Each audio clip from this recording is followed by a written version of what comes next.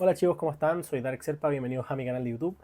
En el día de hoy les voy a estar hablando sobre ciertos tópicos, estos videos un poco más informales, sin tanta edición, sin tanto parafernalia para poder montar un video grande y hablarles sobre casos prácticos, sino más bien hablar sobre conceptos. Estoy mirando la pantalla de mi computador sobre las cosas que voy anotando a lo largo de la semana, mientras hago el cardio, mientras entreno, cosas que me hacen un poco de ruido en la cabeza que las cuales anoto rápidamente para evidentemente hacerle un poco frente a mi memoria de- que es muy cortoplacista y poder hablar acerca sobre estas cosas que realmente al poner un concepto puedo ahondar más en un video en YouTube, ya que es mi herramienta favorita para poder hablar de ello, extendiéndome por completo sin tener que hacer tantos cortes y sobre todo porque es un formato que me permite tener la cantidad de tiempo que yo quiero para poder hablar sin tener que recurrir a un formato vertical que todos saben que tiene que ser mucho más corto ya que es mucho más instantáneo.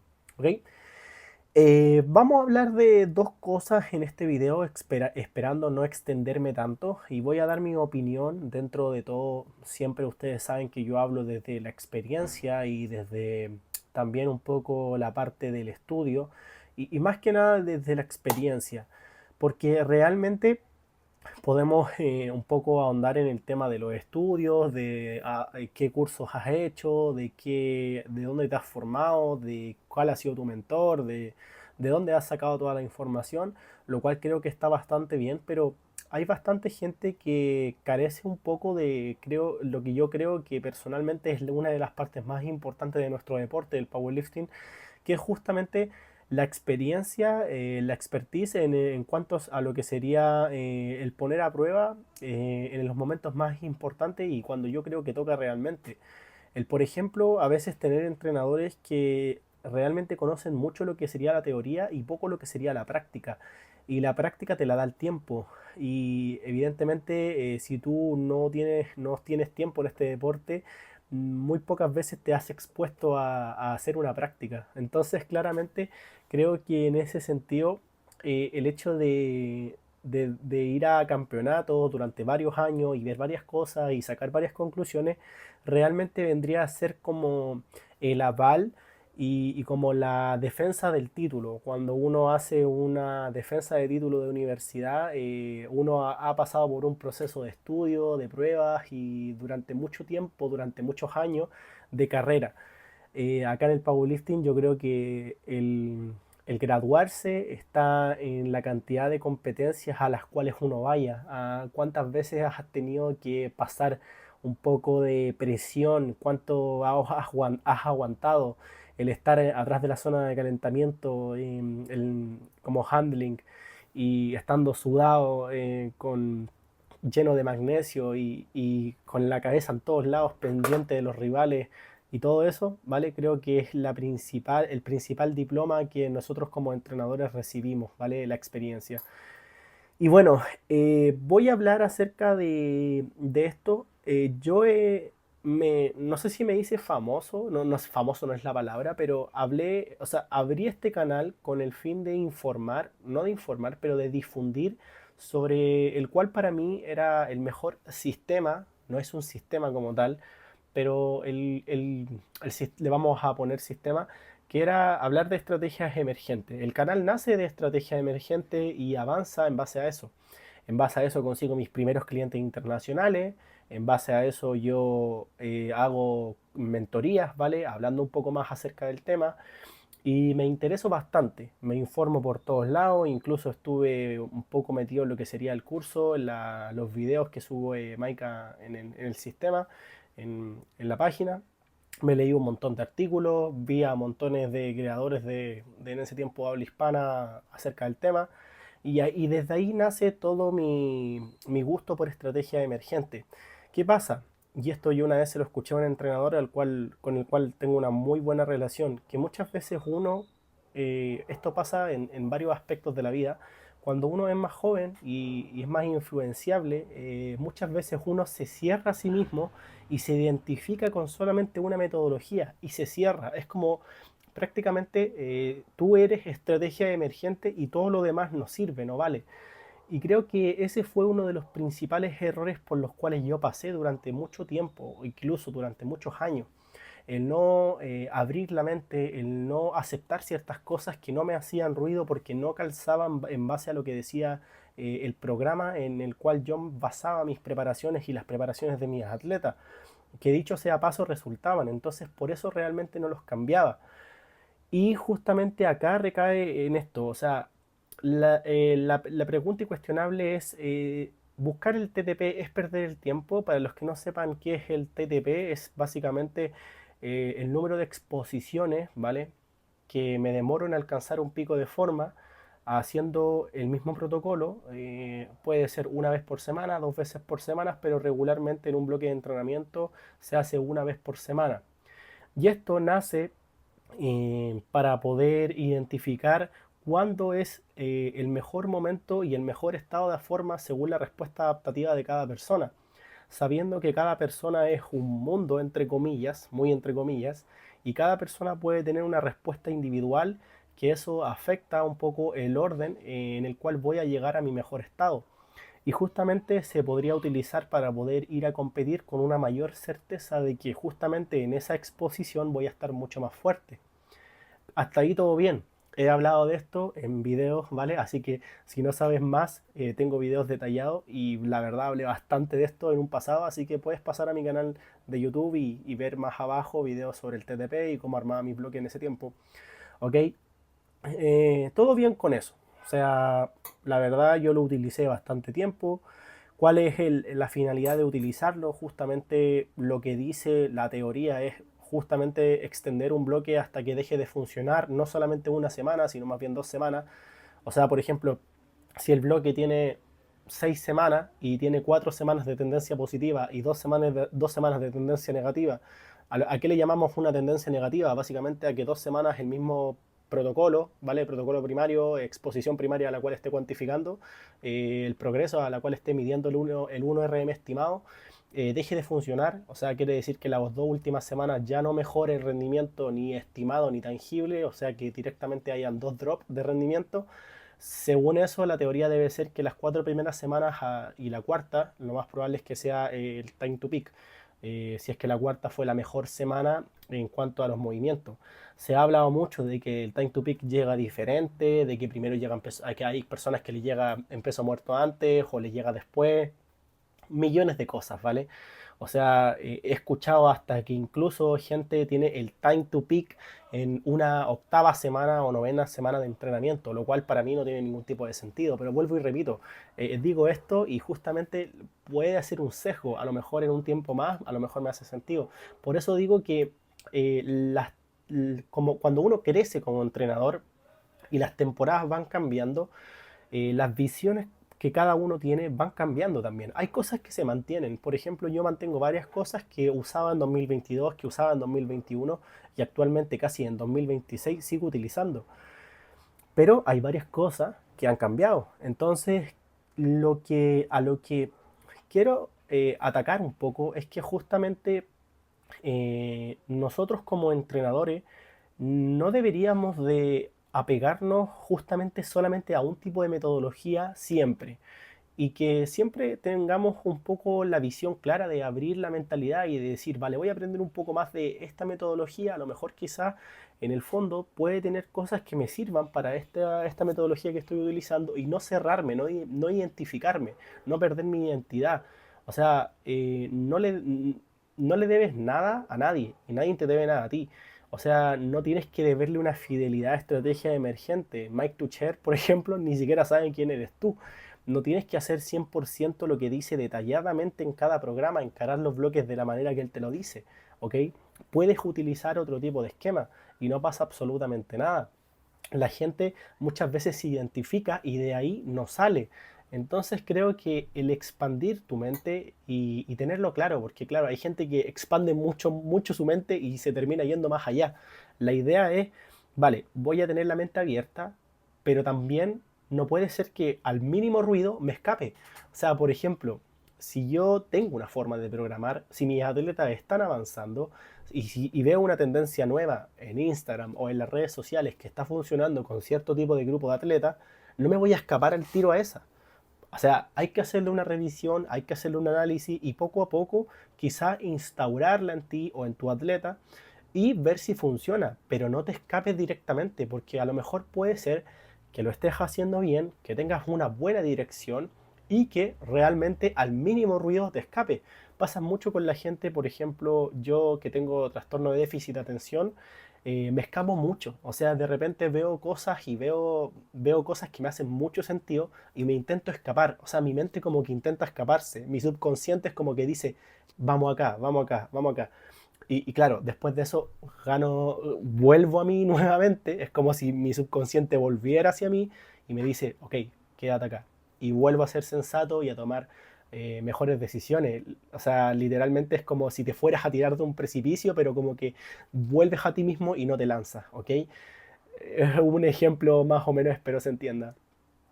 El ruido, ese pequeño ruido, a veces uno lo alimenta más de la cuenta y suele crecer mucho. Entonces, creo que quizás hay que ir con un poco más de cautela y evidentemente usarlo y no en la temporada correcta, depende del contexto.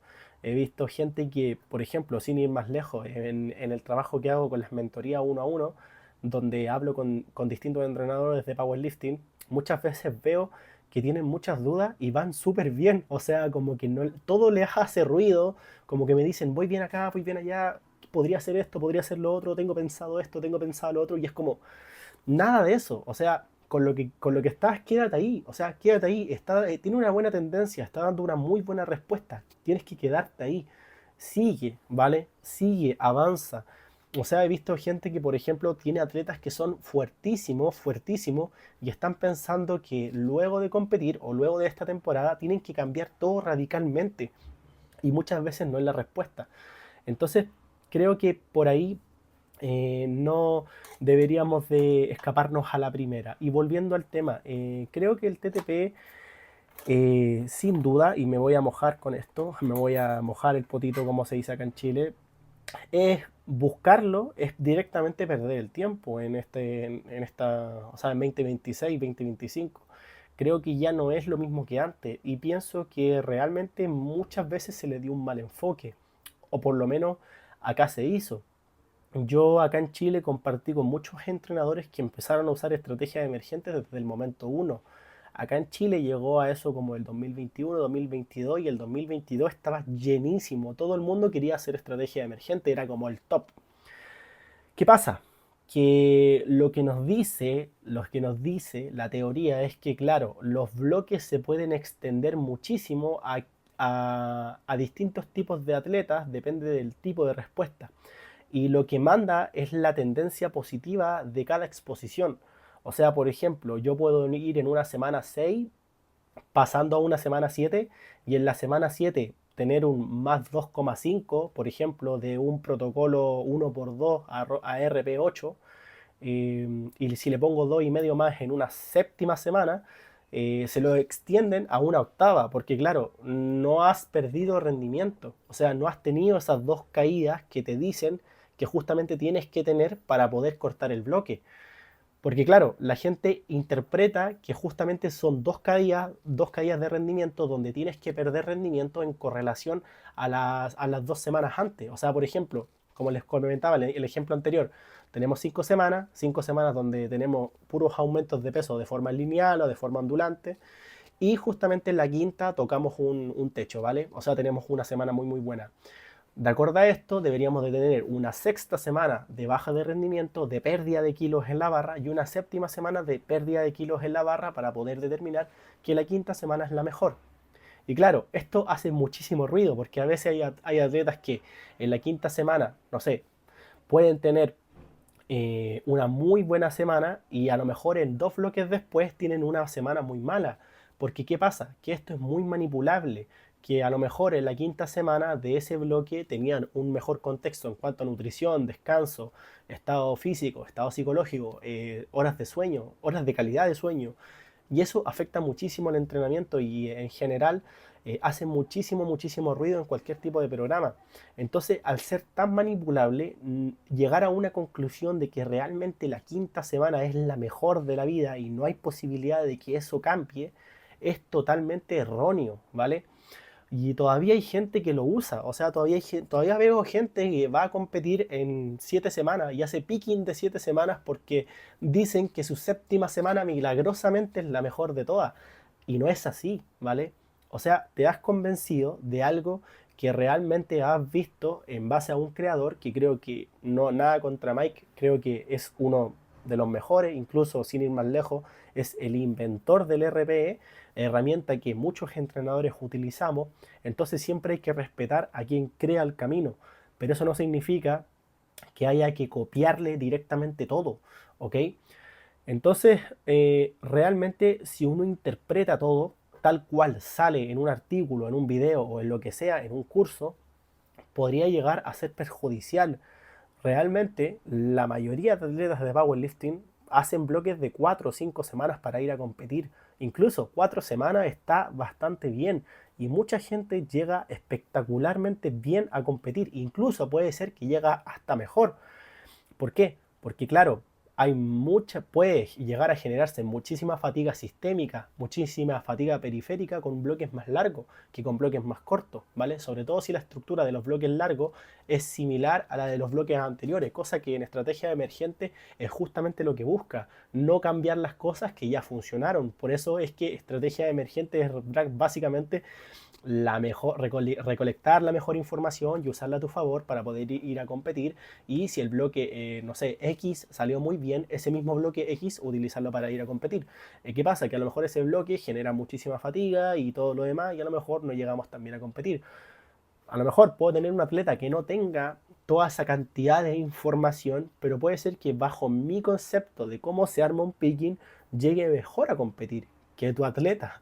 Y eso indicaría que a lo mejor en enfocarse tanto en la individualización radical, extrema y todo lo que venden, ¿vale? Porque yo creo, ¿vale? Y sigo pensando que no es nada más ni nada menos que vender de otra manera, eh, sea justamente básicamente superior al tuyo, ¿vale?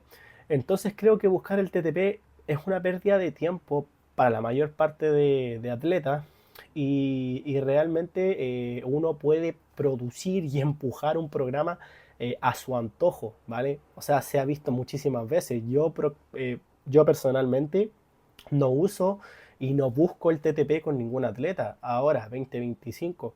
Hace unos años atrás estuve incluso haciendo bloques de 6 7 semanas con algunos atletas para poder encontrar el TTP y nunca lo encontraba, ¿vale? Incluso a veces veía que la cuarta semana era muy buena, otras veces la quinta, otras veces la tercera, whatever, ¿vale?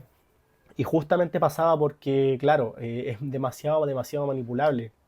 Y uno no puede ver realmente cuándo va a ser tu mejor momento. O sea, esto es algo muy multifactorial, depende de muchísimas cosas, ¿vale? Y esto también lo quiero ligar un poco a lo que sería mi estilo de programación. Yo, por ejemplo, no estoy de acuerdo con usar un mismo estímulo todas las semanas, lo que mucha gente hace, que parte de los bloques con un RPE 8 o un RPE 7.5 y lo sostiene durante todo el bloque. Yo utilizo RPE dinámico, entonces e incluso de esa manera es mucho más manipulable todavía. Parto mucho más abajo y voy mucho más arriba y en lo que sería estos bloques con RPE fijo, ¿vale? Porque si quieres tomar el TTP o sacar el TTP, entre comillas, tienes que utilizar RPE fijo o si no, no se puede sacar porque claro, tienes que basarte en un protocolo igualitario. No puede ser que saques el TTP en un 1 por 1 arroba 4 y ese 1 por 1 arroba 4 lo compares la semana siguiente con un 1 por 1 arroba 5. No tiene sentido, tiene que ser igual o muy similar en RPE. Entonces esta gente que utiliza el time to peak y sigue utilizando este sistema, empiezan los bloques de picking, por ejemplo, con un RP mucho más alto. Yo lo empiezo con un RP mucho más bajo y he visto muchos mejores resultados, sobre todo en gente que viene recién ingresando a mi equipo y no tengo mucha información. Y me quedo con un esquema similar trabajando durante la mayor parte del año en distintos tipos de bloques con distintos tipos de enfoque y la verdad es que me resulta bastante bien. No pierdo mi tiempo buscando cuál es la mejor respuesta individual de cada uno porque eso es demasiado fluctuante. Y si tienes una vida como la que tenemos la mayor parte de chilenos, ¿vale? O sea, la mayor parte de personas en general que justamente de trabajar, estudiar, problemas y todo lo demás, literalmente todo puede cambiar de una semana a otra o de un momento a otro inclusivemente. Entonces lo que hago yo es literalmente ajustarme a las necesidades y siento que eso es mucho más estrategia emergente que cualquier otra cosa. Y si tú también encuentras que ganar, o sea, tú también crees que individualizar es ocupar esto per se, creo que realmente no estás individualizando, simplemente estás ocupando algo en base a un sesgo, ¿vale? Realmente la programación es flexible y puedes ocupar cualquier tipo de estrategia, ¿vale? No tienes que apretarte, hay algunas que quizás no te hagan tanto sentido e incluso a lo mejor ahora no te hacen sentido, pero en un tiempo más las termines utilizando. Yo hace unos años atrás veía una estupidez utilizar barras especiales y tengo algunos atletas que las utilizan porque tienen problemas, lesiones, molestias. Hace unos años atrás veía inviable ir a competir con o sea, haber hecho una última semana de picking a RP7 y ahora lo utilizo. Entonces creo que todo puede ir cambiando, las cosas son más flexibles de las que uno lo piensa.